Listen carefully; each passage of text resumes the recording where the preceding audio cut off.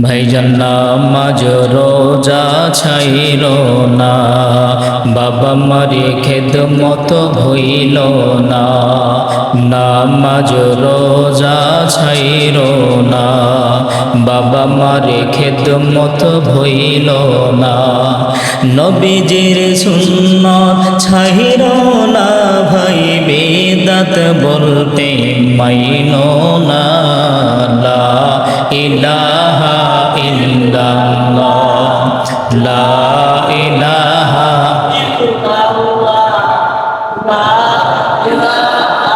ইল্লাল্লাহ, লা ইলাহা ইল্লাল্লাহ।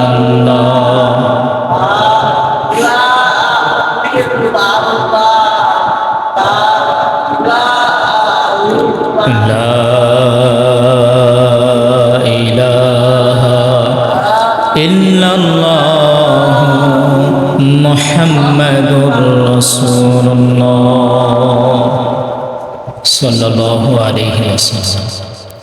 আলহামদুলিল্লাহ, মহান রব্বুল আলামিনের দরবারে লাখো কোটি শুকরিয়া যে মহান রব্বুল আলামিন আমাদেরকে রবিউল আউয়াল মাসের সর্বপ্রথম জুমাতে জুমার নামাজ আদায় করার জন্য জুমার মজলিসে উপস্থিত হওয়ার তৌফিক দান করেছেন। এই জন্য সেই মালিকের দরবারে আমরা যারা উপস্থিত হয়েছি, দিল খুলে প্রাণ খুলে আমরা সকলেই উচ্চ কণ্ঠে সকলেই বলি আলহামদুলিল্লাহ। সাথে সাথে আজকের এই জুমার মজলিস থেকে সমস্ত নবীদের নবী, সম্রাট নবী, কুল কায়নাতের নবী, বিশ্ব সভার সভাপতি, উম্মতের কান্ডার, রহমতের ভান্ডার, মক্কাওয়ালা নবী, মদিনাওয়ালা নবী, সম্রাট নবী, সমস্ত নবী ও রসুলদের মাথার মুকুট, সৈয়দুস সাকালাইন, ইমামুল মুরসালিন, খাতামুন নবিয়্যিন, আখতাবে নবুয়ত, শাহিন শাহে রিসালাত, বদরুদ্দুজা, রসুল আকরাম, শাফি আযম, সেই রসুলের আরওয়াহে পাকে আমরা সকলেই দুরুদে সালামের হাদিয়া পৌঁছে দেই। আমরা সকলেই বলি সাল্লাল্লাহু আলাইহি ওয়াসাল্লাম। আজকে রবিউল আউয়াল মাসের 2 তারিখ, হিজরি সনের মধ্যে রবিউল আউয়াল মাস অত্যন্ত গুরুত্বপূর্ণ একটি মাস। যেহেতু এ মাসে হযরত রাসূল করিম সাল্লাল্লাহু আলাইহি ওয়াসাল্লাম দুনিয়ার জমিনে আগমন করেন, আবার এই মাসে নবীজি সাল্লাল্লাহু আলাইহি ওয়াসাল্লাম ইন্তেকাল করেন। আবার এই রবিউল আউয়াল মাসেই হযরত রাসূল করিম সাল্লাল্লাহু আলাইহি ওয়াসাল্লাম মক্কা থেকে মদিনায় হিজরত করেছিলেন। এজন্য এই মাসের গুরুত্ব একটু আলাদা, একটু ভিন্ন রকম। কিন্তু আমাদের সমাজে মাসটিকে যেভাবে পালন করা হয়, শরীয়তের মধ্যে এর কোনো ভিত্তি নাই।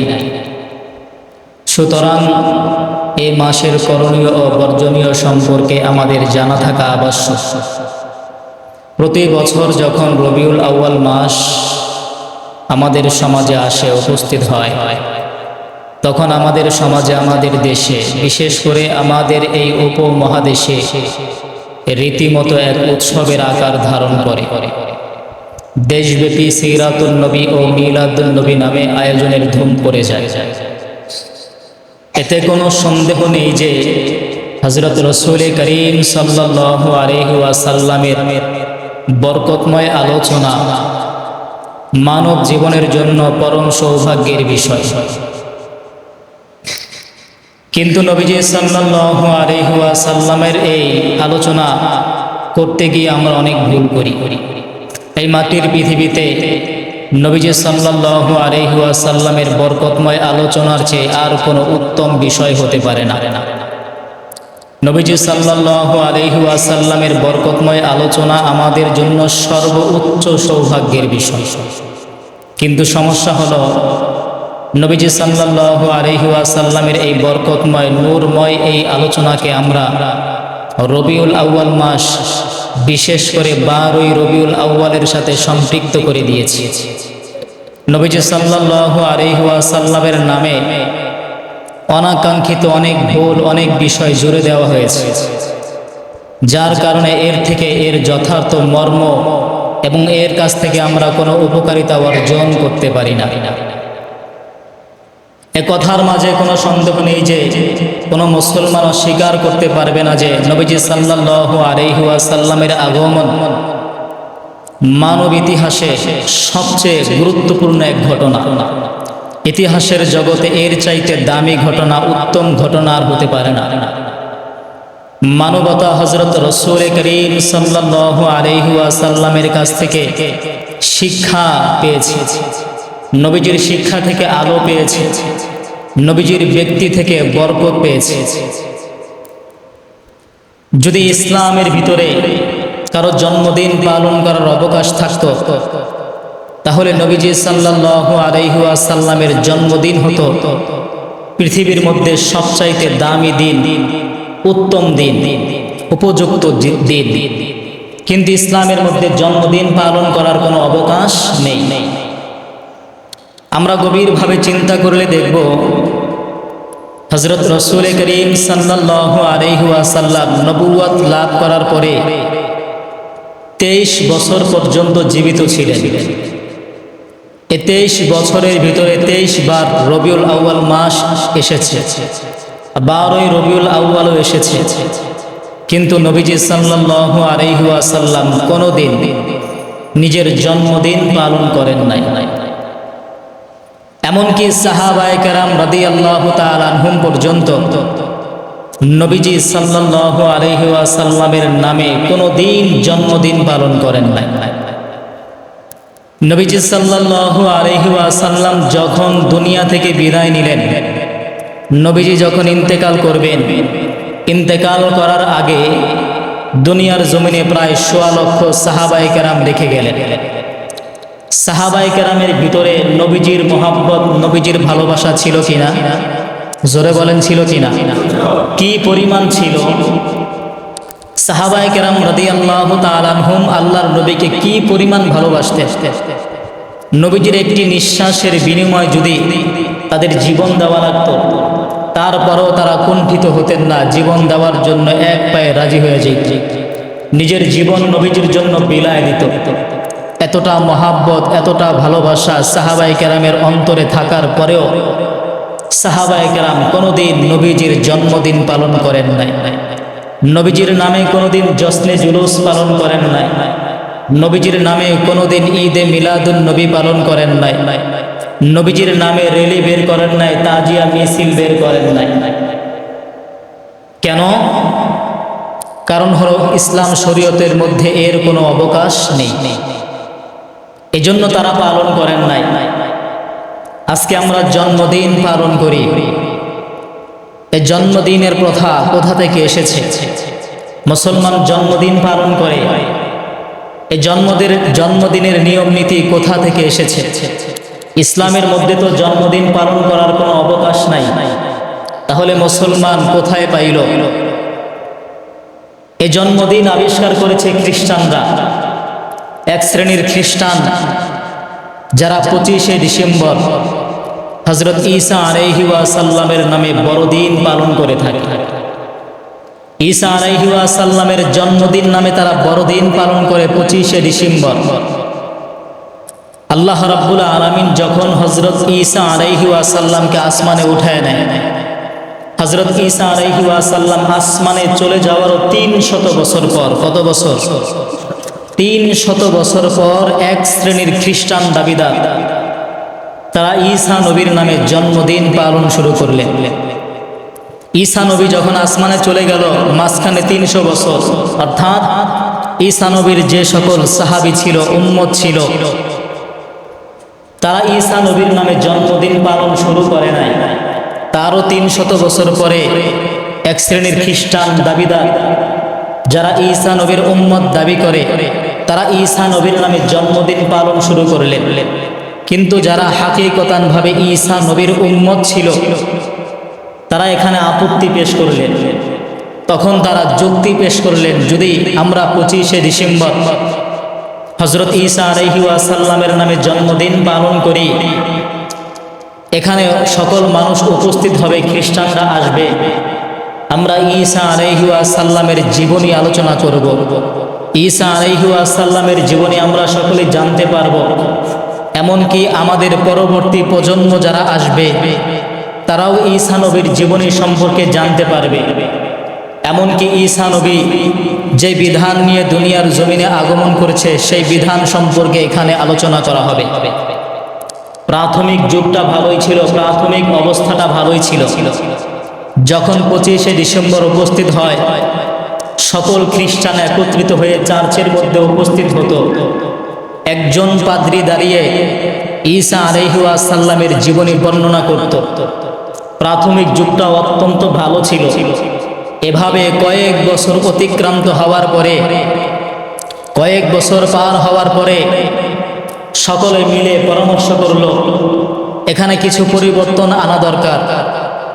কেননা এক শ্রেণীর যুবক, এক শ্রেণীর যুবতী এখানে উপস্থিত হয় না। এই যুবক শ্রেণীর মানুষদেরকে এখানে আনার জন্য পরিবর্তন আনা দরকার। অনেক চিন্তা ফিকির করে দেখলো কি পরিবর্তন আনা যায়। ঈসা আলাইহিস সালামের জীবনী বর্ণনা করার পাশাপাশি এখানে যদি গান বাদ্যের আয়োজন করা হয়, তাহলে দেখা যাবে যুবক যুবতী যারা আছে, যুবক শ্রেণীর মানুষ যারা আছে তারা এখানে উপস্থিত হবে। সেই সিদ্ধান্ত অনুযায়ী এবার শুরু হলো ঈসা নবীর জীবনী আলোচনার পরে গান বাদ্য চলে। সারা রাত্র গান ব্যাপী চলতেছে। এভাবে আরো কয়েক বছর অতিক্রান্ত হওয়ার পরে দেখলো এর দ্বারাও ফায়দা হচ্ছে না, এর দ্বারাও যুবক শ্রেণীর মানুষ উপস্থিত হয় না।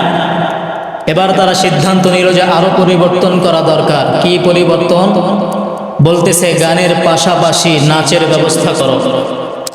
যদি নাচের ব্যবস্থা করা হয় তাহলে যুবক শ্রেণীর মানুষ উপস্থিত হবে। সিদ্ধান্ত অনুযায়ী ঈসা আলাইহিস সালামের জীবনী আলোচনা হয়, গান বাদ্য চলে, পাশাপাশি নর্তকীদের নাচানাচিও চলে। এ সমস্ত কাজগুলো চলছে কিসের নামে? হযরত ঈসা আলাইহিস সালামের জন্মদিনের নামে। একজন নবীর জন্মের নামে, জন্মদিনের নামে গুনাহের কাজ চলছে। এভাবে চলতেছে। কিন্তু এখন আমাদের সমকালীন পশ্চিমা বিশ্বের দিকে লক্ষ্য করুন।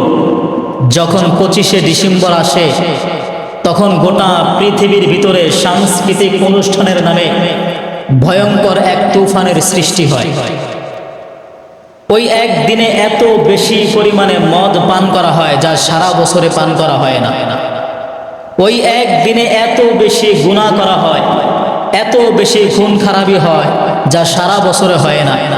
ওই একদিনে এত বেশি নারী নিজেদের সম্ভ্রম হারায়, সারা বছর এত হারায় না। অথচ এই কাজগুলো হচ্ছে হযরত ঈসা আলাইহিস সালামের জন্মদিনের নামে। ভালো কাজের নামে এগুলো হচ্ছে গুনাহের কাজ। আল্লাহ রাব্বুল আলামিন মানুষের অন্তরের খবর জানেন।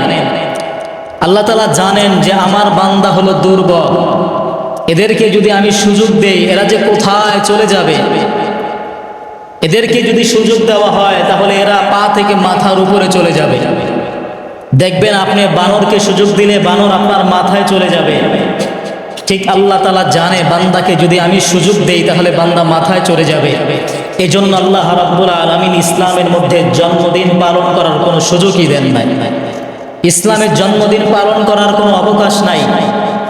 কিন্তু তারপরেও আমাদের দেশে এখন চলে ঈদে মিলাদুন নবী, আমার নবীর জন্মদিন পালন করা হয়। কোথা থেকে আসলো?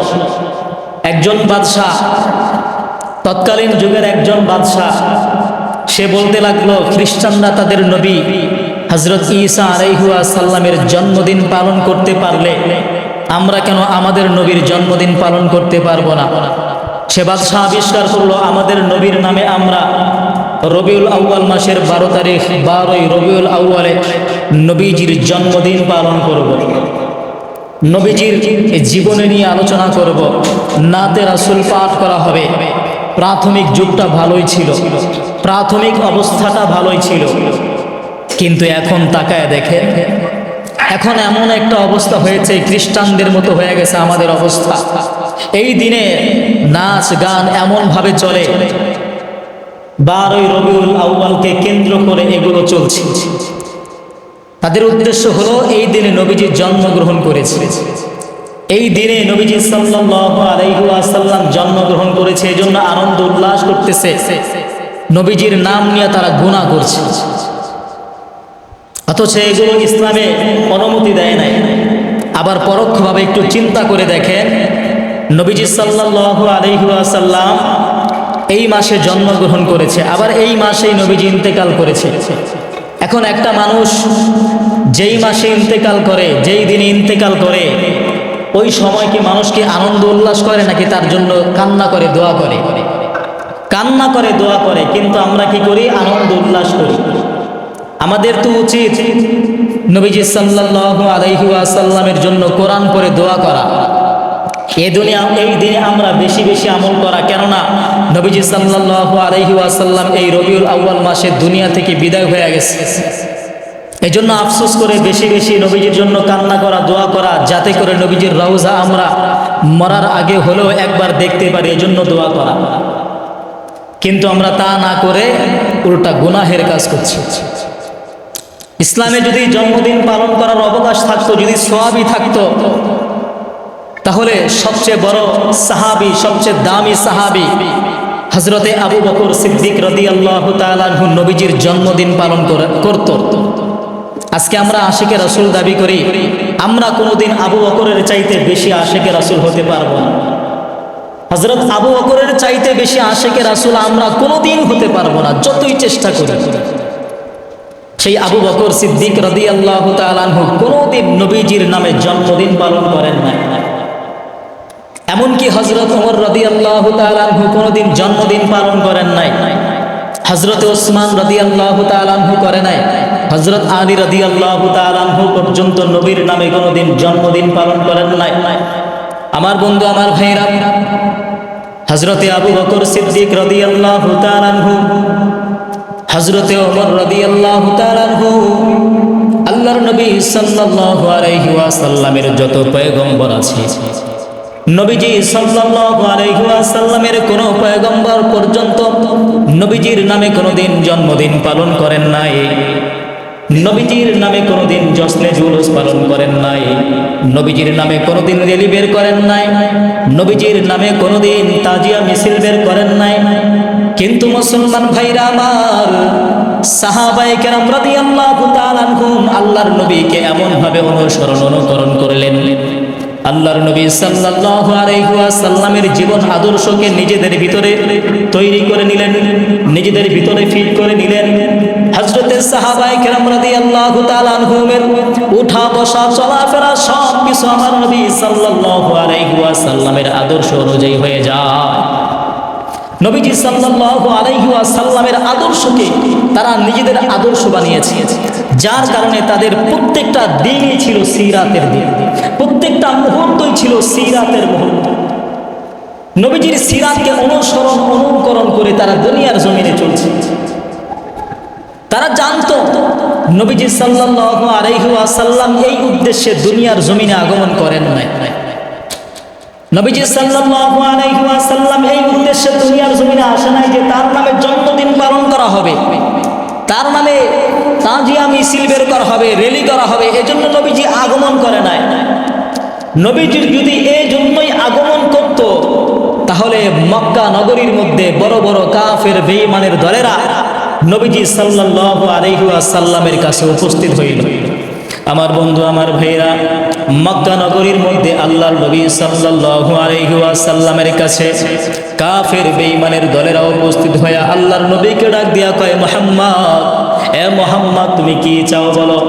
তুমি যদি এই মক্কা নগরীর মধ্যে ক্ষমতা চাও, পাওয়ার চাও, তোমাকে ক্ষমতা দেওয়া হবে, পাওয়ার দেওয়া হবে, তোমাকে আমরা আমাদের সর্দার বানায় নিব। এ মুহাম্মদ, তুমি বলো তুমি কি চাও? তুমি কি এই মক্কা নগরীর মধ্যে সবচাইতে ধনী ব্যক্তি হইতে চাও? তাহলে বলো, আমাদের যত সম্পদ আছে সব তোমার পায়ের কাছে এনে দিব। এ মুহাম্মদ, তুমি কি চাও বলো? বলো, তুমি যদি এই মক্কা নগরীর মধ্যে সবচেয়ে সুন্দর সুন্দর নারী চাও, আমাদের কাছে বলো, সব তোমার কাছে এনে দিব। তারপরও তুমি তোমার দাওয়াতের প্রচার প্রসার বন্ধ করিয়া দাও। আল্লাহর নবী সাল্লাল্লাহু আলাইহি ওয়াসাল্লাম ডাক দিয়া বলতেছে, শোনো শোনো, আমার এক হাতের ভিতরে চন্দ্র, আর এক হাতের মধ্যে যদি তোমরা সূর্য এনে দাও, তারপরও আমি আমার দাওয়াতের প্রচার প্রসার বন্ধ করব না। তারপরেও দাওয়াতের প্রচার প্রসার বন্ধ করব না। লা ইলাহা ইল্লাল্লাহ মুহাম্মাদুর রাসূলুল্লাহ, এই কালিমার দাওয়াত আমি দিয়েই যাব। নবীজি যদি নিজের নাম, নিজের যশ খ্যাতির জন্য আগমন করত, তাহলে সেখানেই বলতো, তাহলে সেখানেই নবীজি বলতো। কিন্তু নবীজি সেখানে কষ্ট করেছে, কাফের বেঈমানের দলেরা নবীজিকে নির্যাতন করেছে, শাস্তি দিয়েছে, তারপরেও নবীজি সাল্লাল্লাহু আলাইহি ওয়াসাল্লাম সব কিছু সহ্য করে এই দ্বীনের দাওয়াত দিয়েছে, এমনকি নিজের মাতৃভূমি ছেড়ে অন্যত্র চলে যেতে হয়েছে। এখন আমার আপনার ভিতরে প্রশ্ন আসতে পারে, আল্লাহ রাব্বুল আলামিন কোরআন নাজিল করেছে, এখন আমরা চাইলে কোরআনুল কারীম পড়ে পড়ে পড়ে পড়ে আল্লাহ পর্যন্ত পৌঁছাইতে পারি, এখানে আবার মডেল আর নমুনার প্রয়োজন কি? এখানে নবী রাসূলগণের প্রয়োজন কি? আমরা তো চাইলে নিজে নিজে পড়ে পড়ে আল্লাহ পর্যন্ত পৌঁছাইতে পারি, তাহলে আল্লাহ কেন নবী রাসূলগণ প্রেরণ করলেন? আল্লাহ রাব্বুল আলামিন জানেন যে বান্দা নিজে নিজে একা একা কোরআন পড়ে পড়ে আমি আল্লাহ পর্যন্ত পৌঁছাইতে পারবে না। যদি তাই হতো, সামান্য উদাহরণ দিয়ে বোঝাই, দেখবেন আমাদের দেশের ভিতরে অনেক বই পুস্তক আপনি পাবেন। আপনি যদি চিন্তা করেন যে আমি একজন বিজ্ঞ ডাক্তার হব, MBBS ডাক্তার হব, এই চিন্তা করে বাজারের মধ্যে গেলেন, আর MBBS ডাক্তার হওয়ার জন্য যত ধরনের বই আছে সব আপনি কিনে এবার একা একা পড়ালেখা শুরু করে দিলেন। একা একা পড়তে পড়তে আপনি এবার সব কিতাব, সব বই পড়ে ফেললেন। এবার মনে মনে চিন্তা করলেন, এবার তো আমি সব বই, সব কিতাব পড়ে শেষ করে ফেলেছি, এবার আমি MBBS ডাক্তার হয়ে গেছি। এখন যদি আপনি চিকিৎসা করেন, এর দ্বারা ফায়দা হবে না ক্ষতি হবে? ফায়দা হবে না ক্ষতি হবে? অবশ্যই ক্ষতি হবে। কেননা একা একা কিতাব পড়ে, সেই কিতাব পড়ে, সেই বই পড়ে আপনি কোনোদিন MBBS ডাক্তার হবেন না। আপনার দ্বারা রোগী সুস্থ হবে না, বরঞ্চ গোরস্থান তৈরি হয়ে যাবে। কেননা MBBS ডাক্তার হওয়ার জন্য একজন শিক্ষাগুরু লাগবে, একজন মুরব্বী লাগবে, একজন শিক্ষক লাগবে, যার সংস্পর্শে আপনি যাবেন, প্র্যাকটিক্যালিভাবে আপনি সব কিছু শিখবেন, তারপরে আপনি কাজ চালাবেন। ঠিক তেমনিভাবে কোরআনের জ্ঞান এমনি এমনি শেখা যাবে না। আল্লাহ রাব্বুল আলামিন বলেন, ক্বাদ জাআকুম মিনাল্লাহি নূরুন ওয়া কিতাবুম মুবিন। আল্লাহ রাব্বুল আলামিন বলেন, আমি মহান রাব্বুল আলামিনের পক্ষ থেকে তোমাদের নিকট একটা কিতাব এবং একটা নূর। এখানে কিতাব দ্বারা কোরআনুল কারীমকে বোঝানো হয়েছে, আর নূর দ্বারা আমার রাসূল সাল্লাল্লাহু আলাইহি ওয়াসাল্লামকে বোঝানো হয়েছে। এখন আপনার কাছে কিতাব আছে, কিতাবের ভিতরে সব জ্ঞান আছে, চাইলেই খুলে পড়ে পড়ে সব জ্ঞান অর্জন করতে পারবেন, কিন্তু আপনার কাছে নূর নাই, সূর্যের আলো নাই, ঘরের ভিতরে বাতি নাই, লাইট নাই, মোমবাতি নাই, কোনো আলো নাই, গোটা ঘর অন্ধকার হয়ে আছে। এখন ঘর যদি অন্ধকার হয়, আপনি বই খুলে খুলে পড়তে পারবেন? এই বই পড়ার জন্য নূর লাগবে, আলো লাগবে, বৈদ্যুতিক কারেন্ট লাগবে, অথবা আগুন লাগবে, বা ল্যাম্প লাগবে, কপি লাগবে, কিন্তু আপনার কাছে কিছু নাই, আপনি পড়তে পারবেন না। ঠিক তেমনি ভাবে যদি কোনো ব্যক্তি কোরআনুল কারীমের জ্ঞান অর্জন করতে যায়, তাহলে সর্বপ্রথম আমার রাসূলের নূর লাগবে। আমার রাসূলের নূর, আমার রাসূলের আলো যদি না থাকে, রাসূলের তরিকা যদি না থাকে, তাহলে কোরআনের জ্ঞান আপনি কোনোদিন অর্জন করতে পারবেন না। আমার বন্ধু, আমার ভাইরা রে, আমি আপনাদের কাছে বলতে চাই, একটু ভালো করিয়া শোনেন। মুসলমান ভাইরা আমার, দুনিয়ার জমিনে আপনি যদি চলাফেরা করেন, আল্লাহর নবী সাল্লাল্লাহু আলাইহি ওয়াসাল্লামের দিকে তাকান। আল্লাহর নবী কিভাবে চলেছে, আল্লাহর নবীকে অনুকরণ করিয়া সাহাবায়ে কেরাম রাদিয়াল্লাহু তাআলা আনহুম সোনালী মানুষ হয়ে গেছে, সবচাইতে দামি মানুষ, শ্রেষ্ঠ মানুষ হয়ে গেছে। কিন্তু একটা সময় এমন ছিল, জাহেলিয়াতের যুগ ছিল। আমার বন্ধু, আমার ভাইরা রে, আরবদের মানুষদেরকে মানুষ জাহেল বলতো, মূর্খ বলতো, কিন্তু আল্লাহর নবী সাল্লাল্লাহু আলাইহি ওয়াসাল্লামের পদাঙ্ক অনুসরণ করিয়া কোরআনের জ্ঞান অর্জন করার সাথে সাথে আল্লাহ রাব্বুল আলামিন তাদের সম্মান, তাদের মর্যাদা এমনভাবে বাড়াইয়া দিছে। আল্লাহ রাব্বুল আলামিন বলেন, যখন তোমরা আমার কোনো সাহাবায়ে কেরামের নাম নিবা, সাথে সাথে তোমরা বলবা রাদিয়াল্লাহু তাআলা আনহু। আমার বন্ধু, আমার ভাইরা, এই যে সম্মান, এই সম্মান দিয়েছেন কে? আরো জোরে বলেন কে? আমার বন্ধু, আমার ভাইরা, আমরা যদি রাসূলের অনুকরণ করি, তাহলে আমাদের সম্মান আল্লাহ বাড়ায় দিবে। আমার বন্ধু, আমার ভাইরা, আপনারা যদি কোনো সন্তানের বাবা হয়ে থাকেন, তাহলে হযরতে ফাতেমা রাদিয়াল্লাহু তাআলা আনহার বাবা হযরতে রাসূল করিম সাল্লাল্লাহু আলাইহি ওয়াসাল্লামের দিকে তাকায় দেখেন, আমার নবী সন্তানদের সাথে কি রকম আচরণ করেছে। আপনারা যদি কোনো মহিলার স্বামী হয়ে থাকেন, করুন না নারীর স্বামী হয়ে থাকেন তাহলে হযরতে আয়েশা সিদ্দিকা রাদিয়াল্লাহু তাআলা আনহা, হযরতে খাদিজা রাদিয়াল্লাহু তাআলা আনহার স্বামী হযরতে রাসূল করিম সাল্লাল্লাহু আলাইহি ওয়াসাল্লামের দিকে তাকায় দেখেন আমার আপনার দয়ার নবী মায়ার নবী কিভাবে নিজের বিবিদের সঙ্গে আচরণ করতেন। আমার বন্ধু আমার ভাইরা রে, আপনারা যদি রাষ্ট্রনায়ক হয়ে থাকেন তাহলে মদিনার গভর্নর, মদিনার রাষ্ট্রনায়ক হযরত রাসূল করিম সাল্লাল্লাহু আলাইহি ওয়াসাল্লামের দিকে তাকায় দেখেন আল্লাহর নবী সাল্লাল্লাহু আলাইহি ওয়াসাল্লাম কিভাবে রাষ্ট্র পরিচালনা করেছে। আপনারা যদি দিন মজুর হয়ে থাকেন তাহলে মক্কার পার্বত্য অঞ্চলের রাখাল হযরত রাসূল করিম সাল্লাল্লাহু আলাইহি ওয়াসাল্লামের দিকে তাকায় দেখেন আল্লাহর নবী সাল্লাল্লাহু আলাইহি ওয়াসাল্লাম কিভাবে দিন মজুরির কাজ করেছেন। আপনারা যদি কোনো ব্যবসায়িক হয়ে থাকেন তাহলে শামের ব্যবসায়িক আল্লাহর নবী সাল্লাল্লাহু আলাইহি ওয়াসাল্লামের দিকে তাকায় দেখেন আল্লাহর নবী সাল্লাল্লাহু আলাইহি ওয়াসাল্লাম কিভাবে ব্যবসা করলেন। হে মুসলমান বন্ধুরে, আল্লাহর নবী সাল্লাল্লাহু আলাইহি ওয়াসাল্লামের ওঠা বসা চলাফেরা প্রত্যেকটা বিষয় যদি আমরা অনুকরণ করি তাহলে আমাদের জীবনটা চমকায় দিবেন কে? আমার বন্ধু আমার ভাইরা, সাহাবায়ে কেরাম রাদিয়াল্লাহু তাআলা আনহুম আল্লাহর নবী সাল্লাল্লাহু আলাইহি ওয়াসাল্লামকে অনুকরণ করলো, এমন ভাবে অনুসরণ করলো যে মহান রব্বুল আমিন তাদের প্রতি বড় খুশি হইয়া গেছে। আল্লাহর নবী সাল্লাল্লাহু আলাইহি ওয়াসাল্লাম একদিন মসজিদের মধ্যে বসিয়া জুমার দিন মসজিদের মিম্বারের মধ্যে বসিয়া আল্লাহর নবী মসজিদে নববীর মধ্যে যখন বয়ান করতেছেন, আলোচনা করতেছেন, আল্লাহর নবী সাল্লাল্লাহু আলাইহি ওয়াসাল্লাম তাকায় দেখে সাহাবায়ে কেরাম রাদিয়াল্লাহু তাআলা আনহুম দরওয়াজার সামনে দাঁড়ায় আছে। আল্লাহর নবী সাল্লাল্লাহু আলাইহি ওয়াসাল্লাম সাহাবায়ে কেরামদেরকে লক্ষ্য করিয়া বললেন, তোমরা সকলে বসে পড়ো। আমার বন্ধু আমার ভাইরা, সবাই যখন বসে পড়লো, আল্লাহর নবী সাল্লাল্লাহু আলাইহি ওয়াসাল্লামের একজন সাহাবী হযরত আব্দুল্লাহ ইবনে মাসউদ রাদিয়াল্লাহু তাআলা আনহু, তিনি রাস্তার মধ্যে ছিলেন, রাস্তার মাঝখানে অবস্থান করলেন। এমন সময় তিনি মসজিদের মধ্যে আসার জন্য যখন রাস্তার মধ্যে আসলেন, আল্লাহর নবী যখন বললেন তোমরা বসিয়া পড়ো, হযরত আব্দুল্লাহ ইবনে মাসউদ রাদিয়াল্লাহু তাআলা আনহুর কানের মধ্যে যখন আওয়াজটা পৌঁছাইলো, সাথে সাথে তিনি রাস্তার মধ্যে বসে গেলেন। আমার বন্ধু আমার ভাইরা, খুতবার পরে আল্লাহর নবী সাল্লাল্লাহু আলাইহি ওয়াসাল্লামের কাছে আব্দুল্লাহ ইবনে মাসউদ রাদিয়াল্লাহু তাআলা আনহু উপস্থিত হইলেন। আল্লাহর নবী ডাক দিয়া বলে, ও আব্দুল্লাহ ইবনে মাসউদ, তুমি কেন রাস্তার মধ্যে বসে পড়লা, কারণ কি? হযরত আব্দুল্লাহ ইবনে মাসউদ ডাক দিয়া কয়, নবীজি, ও নবীজি, আপনি যখন বললেন তোমরা বসিয়া পড়ো, আমার কানের মধ্যে যখন আপনার আওয়াজটা আসলো আল্লাহর নবী গো, আমি তো আর সামনে আগ বাড়াইতে পারলাম না।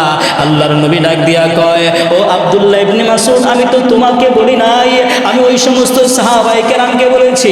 আব্দুল্লাহ ইবনে মাসউদ ডাক দিয়া কয়, নবী গো, আপনি কাকে বলেছেন সেটা আমি শুনি নাই, কিন্তু নবীজি আমি চিন্তা করলাম আপনি যখন বলেছেন বসিয়া পড়ো, আপনার হুকুমের সামনে আমি আব্দুল্লাহ ইবনে মাসউদ এক কদম সামনে বাড়াইব এই ক্ষমতা আমার নাই, এই জন্য আমি সাথে সাথে রাস্তার মধ্যে বসে পড়লাম। আমার বন্ধু আমার ভাইরা, কিভাবে আল্লাহর নবীর অনুকরণ করলো। আল্লাহর নবী বলার সাথে সাথে তারা মানার জন্য তৈরি হয়ে যায়। আমার বন্ধু আমার ভাইরা রে, উহুদের যুদ্ধে আল্লাহর নবী সাল্লাল্লাহু আলাইহি ওয়াসাল্লাম যখন যুদ্ধ করে, আল্লাহর নবী সাল্লাল্লাহু আলাইহি ওয়াসাল্লামকে লক্ষ্য করিয়া কাফের বেঈমানের দলেরা তীর নিক্ষেপ করতেছে। হযরত আবু দুজানা রাদিয়াল্লাহু তাআলা দূর থেকে তাকায় দেখে আল্লাহর নবীকে লক্ষ্য করিয়া কাফের বেঈমানের দলেরা তীর নিক্ষেপ করতেছে। হযরত আবু দুজানা দৌড়ায়া আমার নবীর সামনে দাঁড়ায় গেছে। কাফেরদের সামনে এইভাবে দুইটা হাত পাইতা দাঁড়ায় গেছে, বুকের মধ্যে তীর নিক্ষেপ হইতেছে। এমন সময় হযরতে আবু দুজানা রাদিয়াল্লাহু তাআলা আনহু মনে মনে চিন্তা করে, রাসূল সাল্লাল্লাহু আলাইহি ওয়াসাল্লাম আমার পিছনে, আমি নবীকে, আমার পিঠ মোবারক আমার নবীর পিছনে, আমার পিঠের পিছনে আমার নবী, আমার পিছনে আমার নবীকে রাইখা আমি এইভাবে দাঁড়াইলে হয়তো আমার আল্লাহ রাগ হয়ে যাবে। এই জন্য হযরতে আবু দুজানা রাদিয়াল্লাহু তাআলা আনহু সাথে সাথে নবীর দিকে ফিরিয়া বুকটা নবীর দিকে পাইতা দিছে, আর পিঠ কাফেরের দিকে পাইতা দিছে। কাফের বেঈমানের দলেরা বৃষ্টির মতো তীর নিক্ষেপ করে করে হযরতে আবু দুজানা রাদিয়াল্লাহু তাআলা আনহুকে দুনিয়া থেকে বিদায় করে দিল। আমার বন্ধু আমার ভাইরা দেখেন কেমন সাহাবী ছিলেন, কেমন সাহাবী ছিলেন। হে মুসলমান বন্ধুরি, ওই সাহাবী মরার সময়, মৃত্যুবরণ করার সময়ও আমার রাসূলের সম্মান ভুলতে পারে নাই। আমার রাসূলকে সম্মান দেওয়ার জন্য নিজের পিঠ ঘোরায়া বুকটা পাইতে দিল রাসূলের সামনে। এমনভাবে আমার নবী, দয়ার নবীকে মহব্বত করতে হইবে, ভালোবাসতে হবে। আমার বন্ধু আমার ভাইরা, আমিরুল মুমিনিন হযরত ওমর রাদিয়াল্লাহু তাআলা আনহু নবীজি সাল্লাল্লাহু আলাইহি ওয়াসাল্লামের জামানায় একবার হযরত ওমর রাদিয়াল্লাহু তাআলা আনহু মসজিদে নববী থেকে অনেক দূরে গিয়ে তার বাড়ি নির্মাণ করলেন। হযরত ওমর রাদিয়াল্লাহু তাআলা আনহু প্রতিনিয়ত মসজিদের মধ্যে আগমন করতে পারেন না। এই জন্য হযরত ওমর চিন্তা করে, আমি যদি প্রতিদিন নবীর কাছে উপস্থিত হইতে না পারি, নবীর কথাগুলো আমার কাছ থেকে ছুটিয়া যাবে, কি করা যায়? হযরত ওমর রাদিয়াল্লাহু তাআলা আনহু আর প্রতিবেশী আরেকজন সাহাবীকে ডাক দিয়া বলে, শোনো শোনো, আমরা দুইজন যেহেতু দূরে বসবাস করি, একদিন তুমি আল্লাহর নবীর কাছে যাইবা, আরেকদিন আমি যাইব। যেই দিন তুমি নবীর কাছে উপস্থিত হইবা, ওই দিন নবীজি সাল্লাল্লাহু আলাইহি ওয়াসাল্লামের কাছ থেকে যা কিছু শিখবা সব কিছু আমারে শিখায় দিবা। জোরে কন্না সুবহানাল্লাহ। আমার বন্ধু আমার ভাইরা দেখেন কেমন সাহাবী হযরত ওমর ডাক দিয়া বলতেছে, তুমি নবীর কাছে উপস্থিত হইবা, নবীর কাছ থেকে যা কিছু শিখবা সব আমার আয়েশা শিখাইবা। পরের দিন আমি আবার নবীর দরবারে উপস্থিত হইব, আমি যা কিছু শিখবো সব তোমার আয়েশা শিখাইব। তারপরেও যেন নবীজি সাল্লাল্লাহু আলাইহি ওয়াসাল্লামের কাছ থেকে একটা কথা যেন আমার না শুনতে থেকে বাধ্য না হয়, আমাদের কাছ থেকে যেন ছুটে না যায়। এই জন্য হযরত ওমর রাদিয়াল্লাহু তাআলা আনহু কত দূর থেকে নবীজির কাছে আসে। শুধু তাই নাই রে মুসলমান ভাইরা আমার, যে সমস্ত সাহাবায়ে কেরাম নবীর হাতে কালিমা পড়ে মুসলমান হয়েছে, নবীজি সাল্লাল্লাহু আলাইহি ওয়াসাল্লামের কাছে মুসলমান হওয়ার পর তারা পাগল হয়ে গেছে কোরআনের জ্ঞান অর্জন করার জন্য, ইসলামের জ্ঞান অর্জন করার জন্য।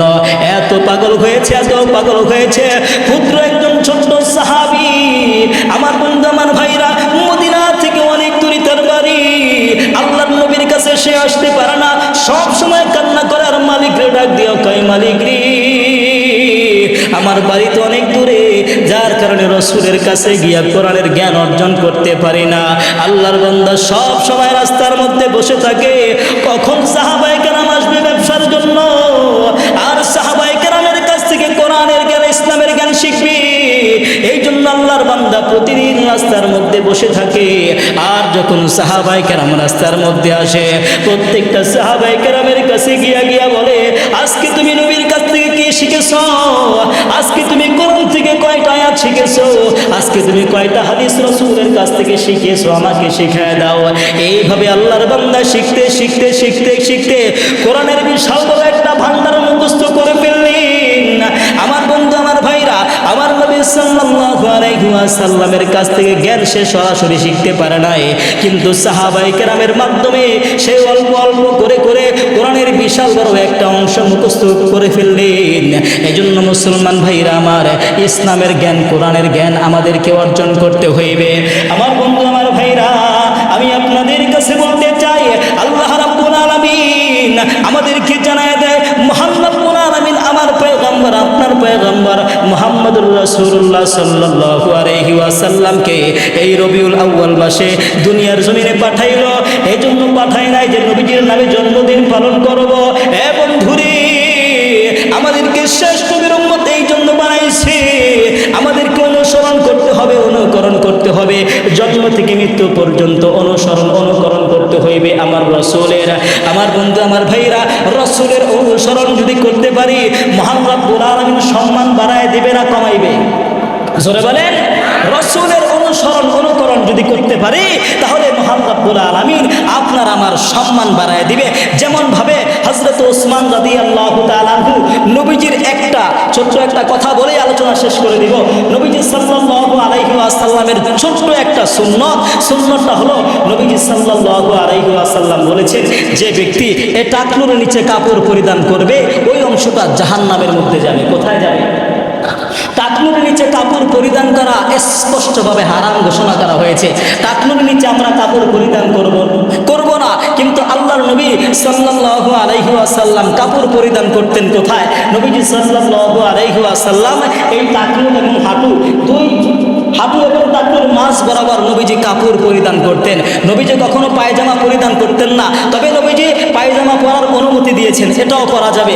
আমার নবী, দয়ার নবী, এই হাঁটু থেকে নিচে, টাকনু থেকে উপরে কাপড় পরিধান করতেন। হযরত উসমান রাদিয়াল্লাহু তাআলা আনহুকে আল্লাহর নবী সাল্লাল্লাহু আলাইহি ওয়াসাল্লাম মদিনা থেকে হুদাইবিয়ার সন্ধি করার জন্য মক্কা নগরীর মধ্যে পাঠাইল।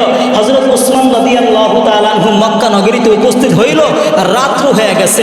হযরত উসমান তার আপন চাচতো ভাইয়ের ঘরের মধ্যে অবস্থান করলো। সকালবেলা যখন তাদের সাথে কথা বলার জন্য যাবে, হযরত উসমানের চাচতো ভাই ডাক দিয়া বলতেছে, ও হযরত উসমান, তুমি যে এমনভাবে যাচ্ছ, তোমাকে তো তারা মূল্যায়ন করবে না, তোমাকে সম্মান করবে না। হযরত উসমান ডাক দিয়ে বলে, কেন, কি হয়েছে? বলতেছে, তুমি কাপড় পরিধান করেছো তোমার হাঁটু থেকে একটু নিচে, কিন্তু এই মক্কা নগরীর মধ্যে যারা বড় বড় নেতা আছে তারা তো টাকনুর নিচে কাপড় পরিধান করে। যে যত বড় দামি, যত বড় সম্মানিত, তারা তত বেশি টাকনুর নিচে কাপড় পরিধান করে। তুমি তো টাকনুর উপরে হাঁটুর নিচে পরিধান করেছো, তোমাকে তারা মূল্যায়ন করবে না, সম্মান করবে না। হযরত উসমান রাদিয়াল্লাহু তাআলা আনহু বলেন, তারা আমাকে সম্মান করুক আর না করুক, কিন্তু এটা হলো আমার রাসূলের সুন্নাত, আমার রাসূলের আদর্শ, আমার রাসূলের তরিকা। এবার আমার রাসূলের তরিকা মানতে গিয়ে যদি তারা আমাকে অপমান করে, তারা আমাকে সম্মান না করে, না করুক, সমস্যা নাই, তারপরও আমি আমার রাসূলের সুন্নাত ছাড়বো না, আমি এভাবেই কাপড় পরিধান করে যাব। জোরে কান সুবহানাল্লাহ। তাহলে বুঝেন হযরত উসমান রাদিয়াল্লাহু তাআলা আনহু নবীজি সাল্লাল্লাহু আলাইহি ওয়াসাল্লামের এই সুন্নাতকে কিভাবে আঁকড়ে ধরেছে। আমরা যদি এই জামানায় রাসূল সাল্লাল্লাহু আলাইহি ওয়াসাল্লামের একটা সুন্নাত যদি আঁকড়ে ধরতে পারি, হইতে পারে এই একটা সুন্নতের উসিলায় আল্লাহ আমাদেরকে নাজাত দিতে পারে।